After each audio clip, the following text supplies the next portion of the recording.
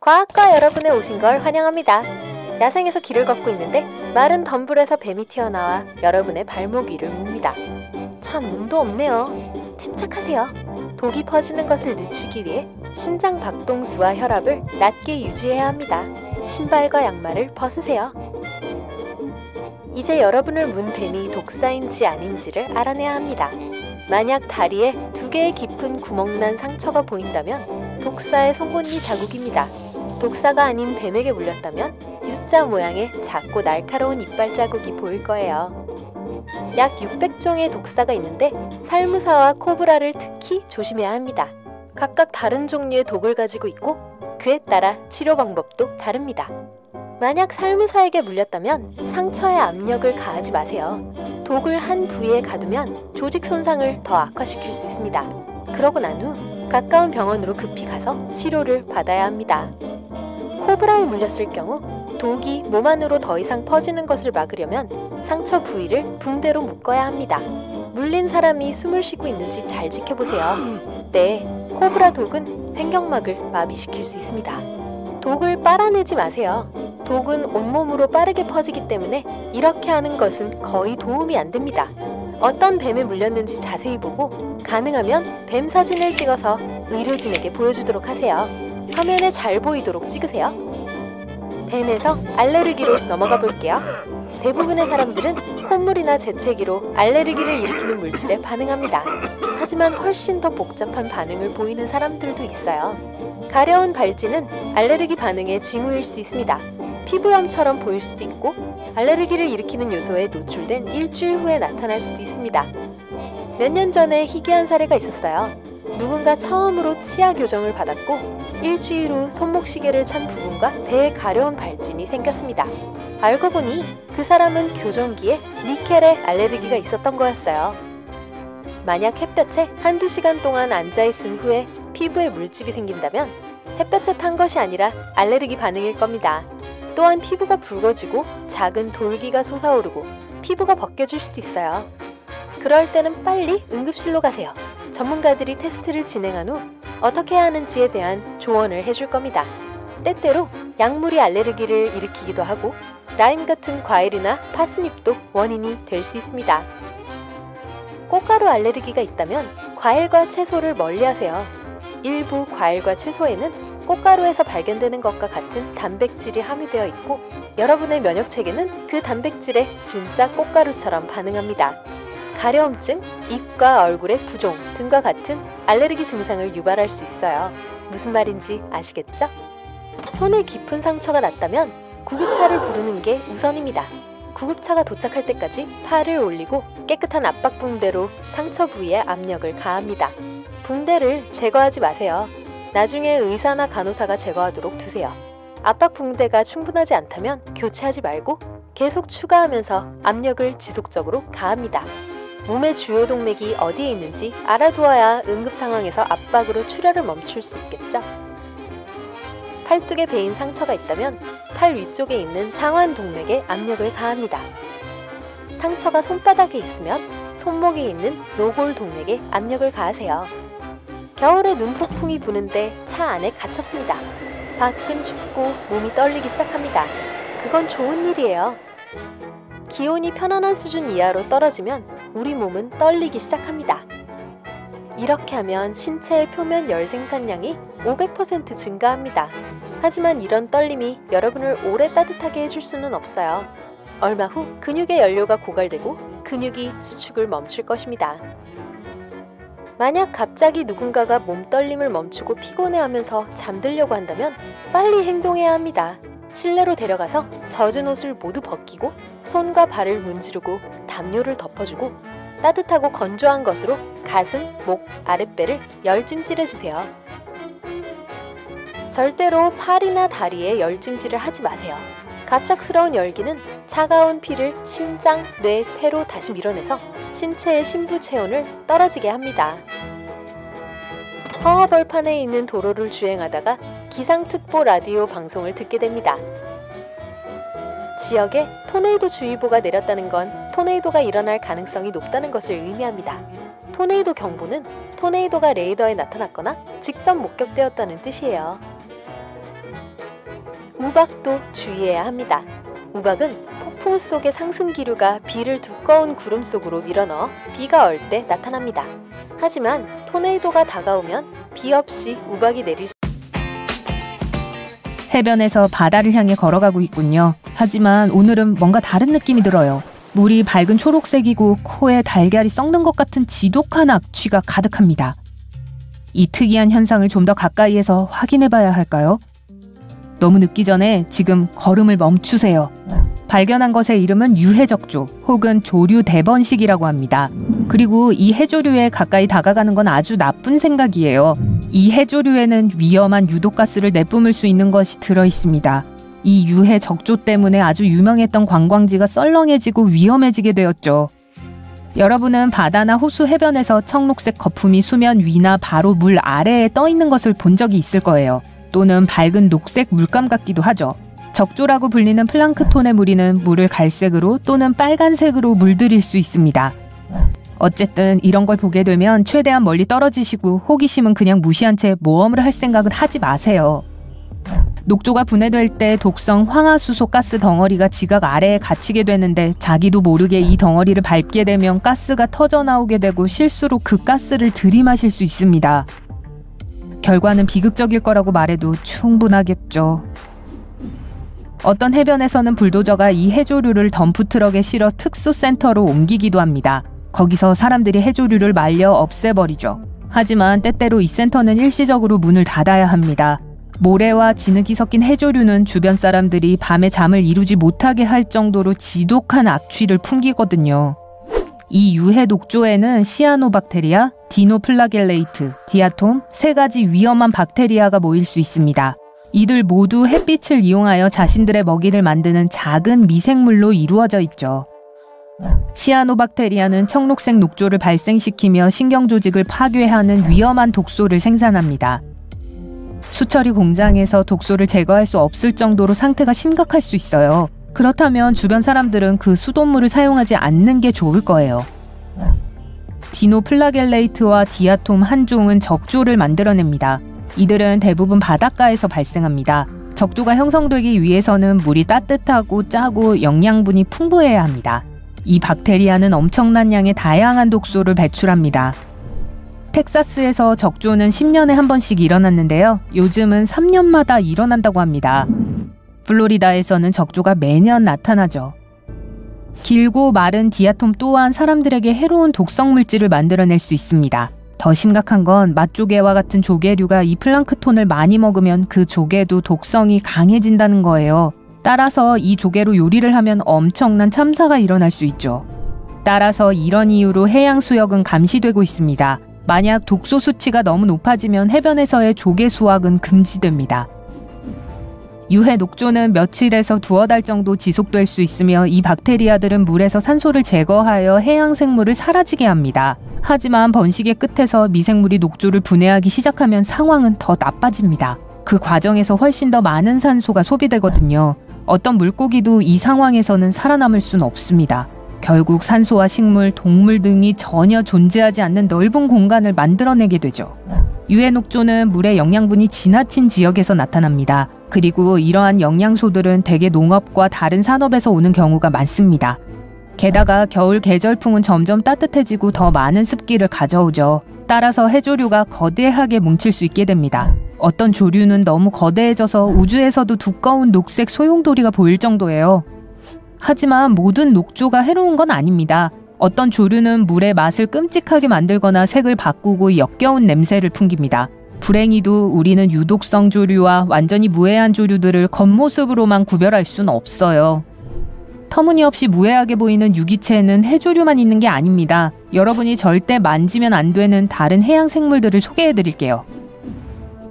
호주에서 발견된 이루칸지 해파리는 작고 무해해 보입니다. 하지만 외모에 속지 마세요. 이 해파리는 인간의 엄지손가락만한 크기지만 아주 치명적입니다. 11월부터 5월까지 계속되는 해파리 출몰 시기에는 많은 해변이 이 작은 생물들 때문에 폐쇄됩니다. 이 해파리가 특별히 위험한 이유는 작은 크기 때문인데요. 수영하는 동안 해파리가 있는지 알아차리지 못하기 때문이죠. 아이쿠. 파란 고리문어는 무해해 보일 뿐만 아니라 숨막힐 정도로 아름답습니다. 하지만 그 모습에 속아 넘어가지 마세요. 비교적 작은 2cm 정도의 생물을 방해하고 싶지 않을 겁니다. 왜냐면 단 몇 분 안에 성인 26명을 쓰러뜨릴 수 있는 충분한 독을 가지고 있거든요. 일단 이 문어가 위협을 느끼면 어떤 일이 생길지 짐작이 가능하실 거예요. 하지만 이 문어는 혼자 있을 때 아주 순합니다. 상자 해파리는 정사각형의 체형 때문에 이런 이름이 붙었습니다.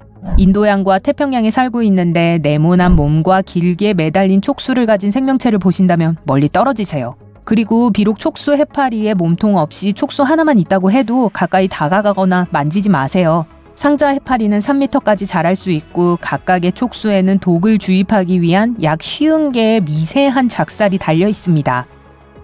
다른 해파리와는 달리 상자 해파리는 사냥꾼입니다.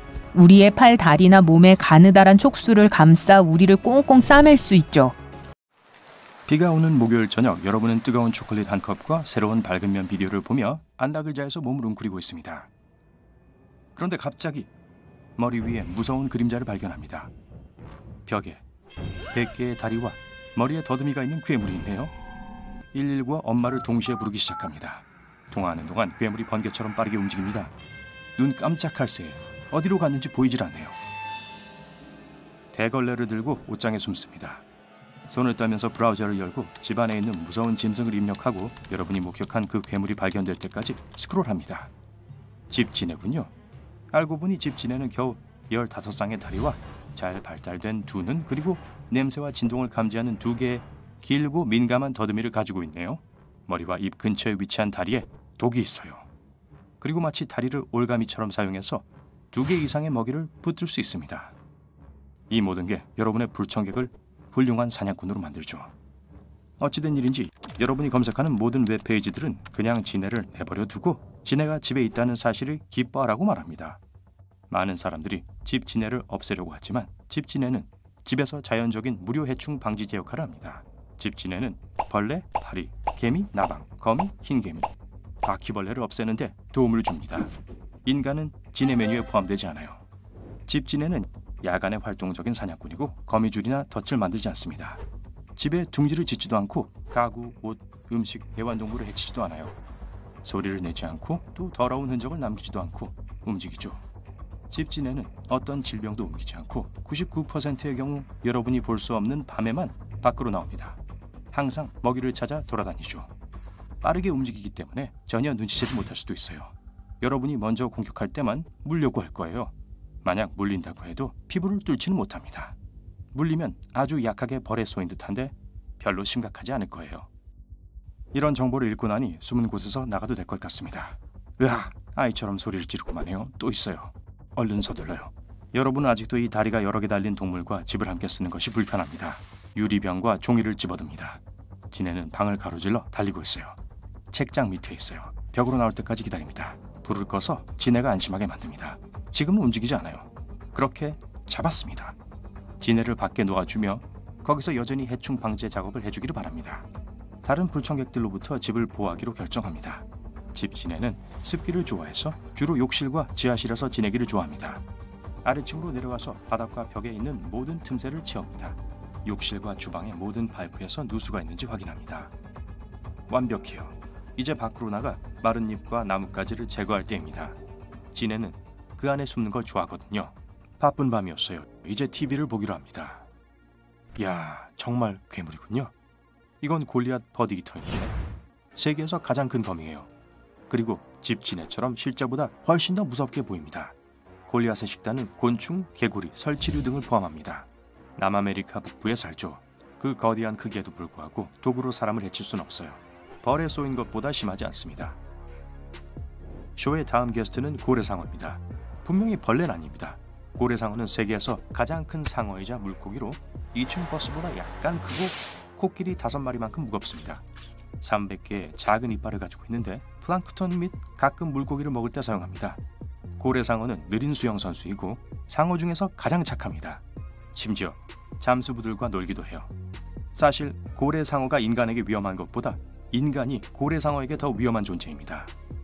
거대한 몸집에도 불구하고 거대 아프리카 노래기는 수줍음이 많고 하루 종일 바위 밑에 숨어있길 좋아합니다. 노래기가 공격할 수 있는 유일한 것은 땅 위의 마른 잎들 뿐이에요. 이런 방식으로 환경을 위한 자신의 역할을 합니다. 호주 가시 도마뱀은 몸에 무섭게 생긴 가시가 달려 있습니다. 개미를 찾기 위해 덤불과 사막 주변을 돌아다니죠. 이건 이 도마뱀들이 가장 좋아하는 유일한 먹이인데 하루에 수천 마리의 작은 개미들을 먹을 수 있어요. 도마뱀은 끈적끈적한 혀로 개미를 잡습니다. 가시 도마뱀은 가시를 사용하여 포식자들로부터 스스로를 보호하고 인간은 절대 공격하지 않습니다. 이 도마뱀은 기온에 따라 색깔을 바꿀 수 있는 초능력이 있어요. 주름 얼굴 박쥐는 중앙아메리카와 남아메리카에 삽니다. 과일만 먹고 사는데 얼굴 모양과 피부는 과일 먹는 것을 도와줍니다. 식사 예절이 형편없어서 점심 먹을 때 얼굴 전체를 완전히 밀어넣죠. 얼굴의 주름은 과일 주스가 입으로 바로 흘러들어가도록 도와줍니다. 오, 정말 좋은 생각이에요. 저도 한번 그렇게 해봐야겠어요. 아이아이는 여우 원숭이로 마다가스카르에만 삽니다. 오래된 지역 미신에 따르면 아이아이를 만나는 것은 정말 불운이라고 합니다. 사실 아이아이는 곤충과 유충을 먹는 무해한 생물이에요. 먹이를 찾기 위해 나무 줄기를 재빨리 두드리고 긴 가운데 손가락으로 먹이를 꺼냅니다. 아이아이는 나무 위에 있기를 좋아하고 땅에 거의 내려가지 않기 때문에 땅에서 마주치는 일은 아마 없을 거예요. 만약 여러분이 네팔이나 인도를 방문해서 길고 세상에서 가장 위험한 새라고 하면 매나 독수리를 떠올릴지도 모릅니다. 놀랍게도 이상하게 생긴 화식조가 훨씬 더 많은 피해를 입힐 수 있어요. 앞서 언급된 악명 높은 성난새들보다 말이에요. 가장 큰 화식조종은 보통 사람만큼 키가 크고 몸무게도 그만큼 나갈 수가 있습니다. 이 통통한 새들은 날지 못해요. 여러분도 날지 못하죠? 하지만 화식조는 매우 빨리 달릴 수 있습니다. 그러니까 달리기로 화식조에게서 도망칠 생각은 마세요. 화식조는 수영도 잘해서 물속에서도 여러분을 이길 수 있습니다. 시속 50km로 달릴 수 있기 때문에 화가 난 화식조가 쫓아오고 있다면 도주 차량이 필요할 거예요. 걱정하지 마세요. 화식조의 공격은 매우 드뭅니다. 호꼬니는 우아하고 멋진 동물입니다. 적어도 우리 모두 그렇게 생각하죠. 하지만 이 13kg짜리 새를 만지는 건 좋은 생각이 아닙니다. 날개에 뼈 같은 발톱이 달려있는데 적을 공격할 때 사용합니다. 날개 너비는 약 2.5m 정도이고 날개로 여러분을 때릴 수 있어요. 그리고 물기도 합니다. 호꼬니에게 너무 가까이 가지 마세요. 사람을 자주 공격합니다. 특히 새끼가 근처에 있을 때는요. 우아한 겉모습에 속지 마세요. 소리도 아주 요란해요. 호꼬니는 크게 쉬쉬대는 소리를 내고 때로는 짖기도 합니다. 너무 가까이 다가가고 있다는 확실한 경고예요. 인간과 까치는 항상 이상하고도 애증에 가까운 관계를 갖고 있습니다. 이 중간 크기의 새들은 때때로 매우 공격적이지만 괴롭히지 않으면 좋은 친구가 될 수도 있어요. 까치는 인간의 얼굴을 알아보기 때문에 맛있는 먹이를 주면 여러분의 발코니로 계속 찾아올 수도 있습니다. 까치를 괴롭히면 까치가 그것을 기억하고 원한을 품게 될 거예요. 혹시나 까치에게 눈을 조이지 않도록 조심하세요. 펠리컨은 사랑의 상징이며 새끼를 보호하기 위해 자신의 생명을 희생할 준비가 되어 있는 새라고 합니다. 아, 이제 왜 펠리컨이 먹이를 씹거나 찢지 않고 통째로 삼킬 수 있는지 분명히 알았어요. 펠리컨 둥지 근처에는 가까이 가지 않는 게 좋습니다. 물론 여러분은 작은 물고기도 아니고 펠리컨이 사람을 삼킬 수 있는 것도 아니지만 그래도 펠리컨에게 물리고 싶진 않잖아요. 좋아요. 이 새는 그 이름만으로도 약간은 겁을 줄 수 있어요. 넓적부리 황새는 엄청나게 큰 새인데 키가 최대 1.5m에 달합니다. 거의 사람 키만큼 커요. 이 새가 악어와 싸울 수 있는 것도 어찌 보면 당연하죠. 아기 악어겠지만요. 이 엄청나게 강력한 턱 덕분에 단 한 번에 싸움에서 이길 수 있습니다. 아직도 두렵지 않다고요? 게다가 이 새들은 피가 얼어붙는 것 같은 소리를 냅니다. 마치 액션 블록버스터 영화에서처럼요. 만일 겁쟁이 타조가 전혀 위험하지 않다고 생각했다면 오산입니다. 타조에 대해 잘못 알고 있는 게 또 있어요. 첫째, 타조는 사실 머리를 모래 속에 묻지 않습니다. 착시 현상이에요. 모래 속에서 어떻게 숨을 쉬겠어요? 둘째, 타조는 새끼에 대한 보호 본능이 매우 강해서 만약 타조 새끼에게 접근하려고 하면 이 헤비급의 짐승들은 자동차만큼 빨리 달릴 수 있기 때문에 최대한 빨리 도망가는 게 좋을 거예요. 아직 안 무섭다고요? 그럼 이건 어때요? 타조는 닭과 함께 티라노사우루스와 가장 가까운 살아있는 친척입니다. 호아친 새는 지독한 냄새를 제외하고는 무해해 보이지만 호아친 아기 새들은 악명 높은 날개를 가지고 있습니다. 아기 새의 날개에는 2개의 뚜렷한 발톱이 있는데 쓰임새가 다양합니다. 첫째, 포식자에 대한 일종의 보호장치입니다. 둘째, 아기 새가 둥지에서 벗어났을 때 나무에 기어오르는 데 도움이 됩니다. 일단 새가 자라면 발톱은 전이처럼 사라집니다. 때때로 크기는 별로 중요하지 않습니다. 여러분이 벌새라면 벌새의 신진대사로 정상 체중을 유지하려면 하루에 거의 150kg의 음식을 먹어야 합니다. 하지만 수명도 훨씬 짧을 거예요. 3년에서 5년 정도밖에 안 돼요. 만약 여러분이 머리를 염색한다면 생각보다 수염수리와 공통점이 더 많아질 거예요. 인간과 수염수리는 아마도 일부러 머리를 염색하는 유일한 종일 겁니다. 수염수리는 다른 새들에게 우위를 보이기 위해 깃털을 붉은 흙으로 염색합니다. 사람들은 그저 변화를 위해 염색을 하죠. 캘리포니아 콘도르는 비행기만큼 크진 않지만 어쨌든 거대합니다. 날개 너비는 거의 3m에 달합니다. 잠재적으로 사람들에게 위험할 수 있지만 여러분이 이 새들을 만날 가능성은 희박합니다. 미국에는 약 200마리밖에 없어요. 자, 여러분이 냉장고에서 맛있는 것을 찾고 있는데 정말 원하는 걸 찾을 수가 없다고 해보죠. 만약 여러분이 바시안 개똥지 빠귀였다면 냉장고에서 방귀를 뀌었을 거예요. 지저분하게 들리지만 이 새들은 이런 방법으로 숨은 지렁이를 찾습니다. 가스 공격에 놀란 지렁이들은 쉬운 타겟이 되죠. 코를 막고 맛있게 드세요. 좋아요. 이상한 이야기는 이제 그만하고 하늘을 보세요. 이 목록에서 독이 있는 새를 기대하진 않겠지만 두건 피토비를 소개합니다. 과학자들은 이 새들을 만진 후에 무감각과 타는 듯한 느낌을 계속 경험하고 나서 새에게